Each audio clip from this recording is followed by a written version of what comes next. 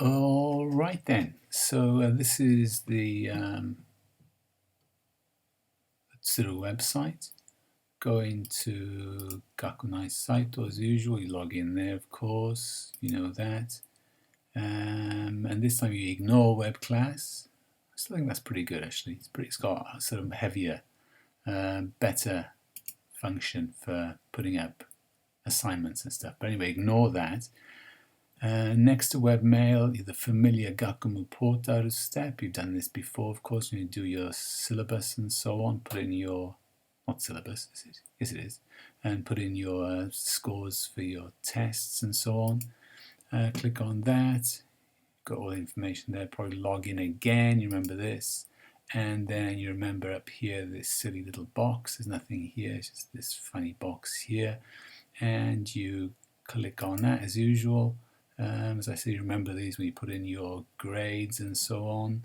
And then this time you kind of ignore all that, syllabus and so on. They ignore that, and you go to Jugyoshien, like sort of what do you call it? Can't think of the English. What's the English? Class or the lesson support, I suppose you'd say. Okay, so you click on that, and look, there are your classes. Now let me just click on one of these. I don't know which one. This one. Let's click on that, for example, and then you'll see you get this menu over here. Now this, I've tried these. This is already just basically give assignments. That's all right. Put up what sort of files, PowerPoints and stuff like that. It's not very good. It's a bit feeble, a bit weak. Doesn't take much.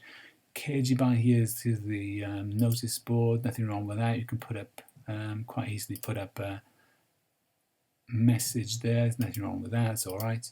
And question and answer. I think the questions come from the students. I don't know how that works yet, to be honest. Syllabus. I haven't checked that yet, actually. Oh, there you are. There's a syllabus. Fair enough. Right, good.